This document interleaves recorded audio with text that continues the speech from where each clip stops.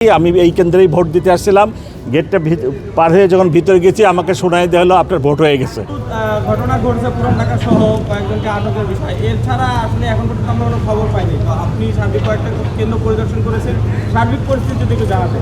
আর একটা সম্পূর্ণ কোশ্চেন হচ্ছে, কালকে রাতে অনেক ধরনের গুজব হয়েছে, অনেক ধরনের ঘটনা ঘটেছে, এটার কোনো প্রভাব আছে কিনা আপনার কাছে? চমৎকার পরিবেশে ভোট হচ্ছে। মাননীয় প্রধান উপদেষ্টা উনি চাইছিলেন একটা ঐতিহাসিক নির্বাচন হবে এবার, এবং আমরা এখন পর্যন্ত দেখতেছি ঐতিহাসিক নির্বাচন হচ্ছে। মানুষ ভোট দিচ্ছে, কোথাও কোনো অসুবিধা নাই, এবং মানুষ দীর্ঘ 17 বছর পরে তাদের এই নাগরিক অধিকার ভোগ করতেছে।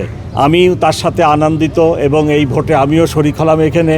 তো আশা করি সারাদিন এইভাবেই যাবে এবং সুষ্ঠুভাবে ভোট গণনা হয়ে রেজাল্ট প্রকাশ করা হবে। গুজবের কথা আপনারা বলতেছেন, গুজব শুধু গতকাল না, গত 6 মাস যাবতই গুজব শুনতেছি, ভোট হবে না, এটা সেটা। আজকে আপনারা নিজেরা দেখতেছেন চমৎকার ভোট হচ্ছে। সকলকে অনেক ধন্যবাদ। কোনো শঙ্কা নেই, কোনো শঙ্কা নেই।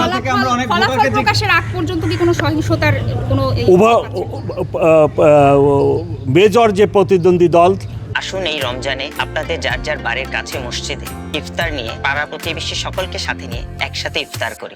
আমি টিভি স্কুলে দেখলাম তারা উভয়ই বলতেছে যে ফলাফল যাই হোক তারা মেনে নেবেন। সো আর কোনো সমস্যা হবে না ইনশাল্লাহ। যেহেতু স্বচ্ছ নিরপেক্ষ ভোট হচ্ছে, সো সবাই এটা মেনে নেওয়াই স্বাভাবিক। আমি আশা করি সবাই ফলাফল যেটা হোক মেনে নেবেন।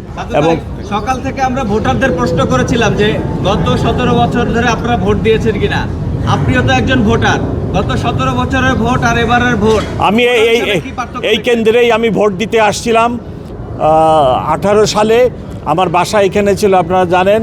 আমি 25 বছর মোহাম্মদপুরে বাস করছি, এখন মিন্টু রোডে থাকি। আমি এই কেন্দ্রেই ভোট দিতে আসছিলাম।